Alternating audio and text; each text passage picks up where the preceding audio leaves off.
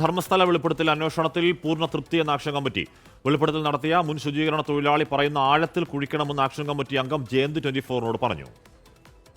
13 വർഷം കൊണ്ടും ഈ ഒരു ന്യായം കിട്ടണം, ഇതെല്ലാം പുറത്ത് വരണമെന്ന് പറഞ്ഞുകൊണ്ടിരുന്നത് ഇപ്പം നമുക്ക് നല്ല സമാധാനമുണ്ട്. അവൻ പറഞ്ഞ അവിടെ ഉണ്ടെന്ന് പറഞ്ഞാൽ അത് 100 ഫീറ്റ് താഴെയാണ് കുഴിച്ചേ പറ്റുള്ളൂ.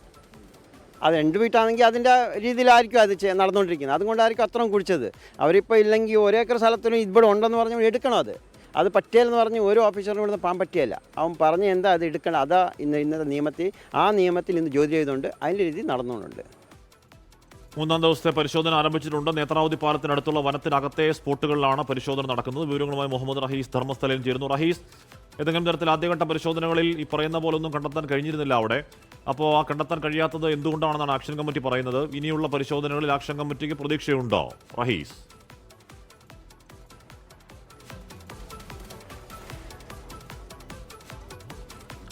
ഹാഷ്മി, ആക്ഷൻ കമ്മിറ്റി പൂർണ്ണ പ്രതീക്ഷയിലാണ്. നമ്മളിപ്പോൾ ഈ ദൃശ്യങ്ങളിൽ കണ്ടുകൊണ്ടിരിക്കുന്നത് ഒരു സ്പോട്ടിൽ കാട്ടിനുള്ളിൽ പരിശോധന നടത്തിക്കൊണ്ടിരിക്കുകയാണ്. ഈ ദൃശ്യങ്ങളിൽ നിന്ന് വ്യക്തമാകുന്ന ഒന്നുണ്ട്. കാരണം ഈ നേത്രാവതി പുഴ ഇങ്ങനെ ചുറ്റി ഒഴുകുന്ന ഒരു കാടിനുള്ളിലാണ് പരിശോധന നടന്നുകൊണ്ടിരിക്കുന്നത്. അപ്പോൾ സ്വാഭാവികമായിട്ടും ഇവിടെ നേരത്തെ പ്രളയമുണ്ടായിരുന്നു. ഒപ്പം തന്നെ ഈ പുഴ കവിഞ്ഞൊഴുകുന്ന സമയം ധാരാളം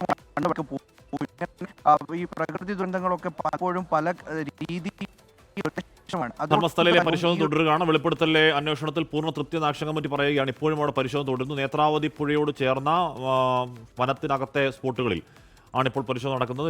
ശുചീകരണ തൊഴിലാളി അവിടെ കൊണ്ടുപോകുന്നുണ്ട്. അപ്പോൾ ശുചീകരണ തൊഴിലാളി പറയുന്ന മട്ടിലുള്ള ആഴത്തിലെ പരിശോധന വേണം എന്നുള്ളതാണ് ഇപ്പോൾ ആക്ഷൻ കമ്മിറ്റി പറയുന്നത്. ആദ്യഘട്ടത്തിൽ ആദ്യ ദിവസങ്ങളിൽ 3ഓളം സ്ഥലങ്ങളിൽ കുഴിച്ച് പരിശോധന നടത്തിയിരുന്നു. ആ കുഴിച്ച് പരിശോധനയിൽ പക്ഷേ ഏതെങ്കിലും തരത്തിൽ ഈ പറഞ്ഞ തെളിവുകളൊന്നും കണ്ടെത്താൻ കഴിഞ്ഞിരുന്നില്ല. അപ്പോൾ ഇത് കുറേ വർഷം മുൻപുള്ള കാര്യമൊക്കെയാണ് ഈ തൊഴിലാളി പറയുന്നത്. അപ്പോൾ അവിടുത്തെ മണ്ണ് പരിശോധന അടക്കം ഇനി ആരെങ്കിലും ഇവിടുന്ന് മാറ്റിയിട്ടുണ്ടോ തുടങ്ങിയ കാര്യങ്ങളൊക്കെ അറിയണമെങ്കിൽ മണ്ണ് പരിശോധന അടക്കം നടത്തിയാൽ അതറിയാൻ കഴിയും. അത്തരത്തിലുള്ള നൂതന സാങ്കേതിക വിദ്യകൾ ഉപയോഗിച്ചുകൊണ്ടുള്ള പരിശോധന വേണം എന്നതും ആക്ഷൻ കമ്മിറ്റി ആവശ്യപ്പെടുന്നു. റഹീസ് തുടർന്ന്. റഹീസ്, ഇന്നിപ്പോൾ നടക്കുന്ന പരിശോധന എവിടെയാണ്?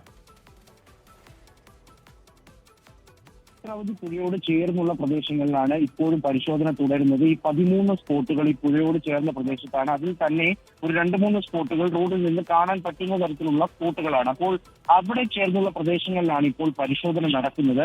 അപ്പോൾ ഈ പുഴയുടെ സ്വഭാവം വെച്ചിട്ടാണ് ഇവിടെ നിന്നും ഒന്നും ലഭിക്കാത്തത് എന്നുള്ളൊരു പ്രാഥമിക നിഗമനത്തിലാണ് അന്വേഷണ സംഘം അടക്കമുള്ളത്. ഇതിൽ എടുത്തു പറയേണ്ടത്, അന്വേഷണ സംഘം യാതൊരു തരത്തിലും ധൃതി കാട്ടുന്നില്ല. നമ്മൾ ഈ സാക്ഷിയോട് ചേർന്നുള്ള സംഘമായിട്ട് രാവിലെ സംസാരിച്ചിരുന്നു. അപ്പോൾ യാതൊരു തരത്തിലും ഇയാളെ പ്രഷർ ചെയ്യുന്നില്ല, ഒരു സമ്മർദ്ദത്തിലും അടിമപ്പെടുത്തുന്നില്ല എന്നുള്ള തരത്തിലാണ് അവരും പ്രതികരിക്കുന്നത്.